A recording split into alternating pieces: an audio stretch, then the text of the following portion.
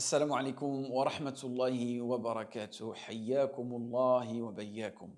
Une question qui revient souvent, une question qui est posée par nos sœurs, c'est comment est-ce qu'une femme musulmane qui effectue sa prière et parfois elle peut se retrouver dans des situations où elle a du sang qui coule abondamment et ce sang-là ne coule pas durant sa période de menstrue.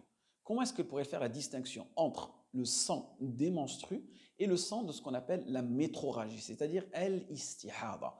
Car ces deux sangs, dans notre religion, ont un jugement spécifique. Dans un premier temps, que signifient les menstrues? Al-hayd. En langue arabe, al-hayd, barakallahu fikun, il signifie un écoulement.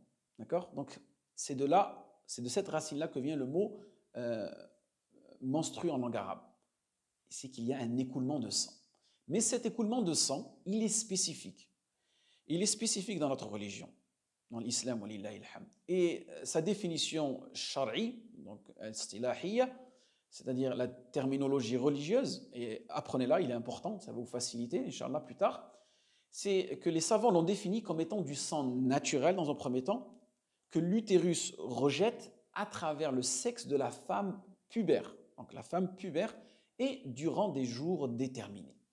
Maintenant, parlons de sa description de ce sang-là.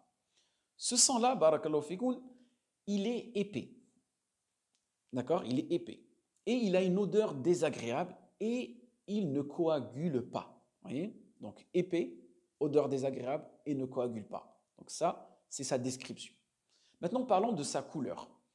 Le sang des menstrues est un sang dont la couleur, généralement, elle vire au noir. Il est l'aswad. Alors que celui des métrorragies, l'istihada, lui, il vire plutôt au rouge. Vous voyez, une distinction entre les deux, au niveau de la couleur. Maintenant, parlons de sa consistance. Celui des règles, généralement, sa consistance, elle est assez épaisse, contrairement à celui des métrorragies qui, elle, sa consistance est beaucoup plus fine.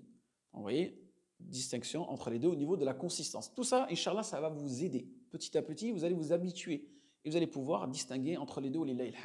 Maintenant, au niveau de l'odeur, celui des règles, généralement, comme on avait mentionné précédemment, il est répugnant et il est désagréable. D'accord? Alors que, en revanche, celui de la métrorragie, c'est un sang normal. Il n'a pas une odeur, on va dire, spécifique. D'accord? Et tout simplement, pourquoi c'est un sang normal, celui de la métrorragie?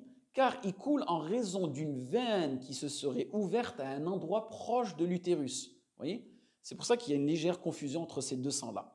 Ils sont proches au niveau de la sortie, d'accord? Mais différents au niveau des caractéristiques. Maintenant, au niveau de la coagulation du sang. Celui des règles, comme on a mentionné précédemment, lui, il ne coagule pas ce sang lorsqu'il apparaît. En revanche, celui des métrorragies, lui, il coagule.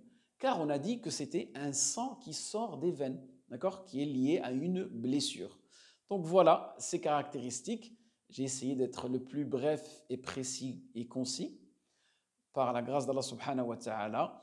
Et je vous remercie tout simplement d'avoir écouté cette vidéo-là et en espérant qu'elle a été bénéfique pour vous et moi. Waffaqakum Allah lima yuhibbu wa yarda. Wassalamu alaikum wa rahmatullahi wa barakatuh.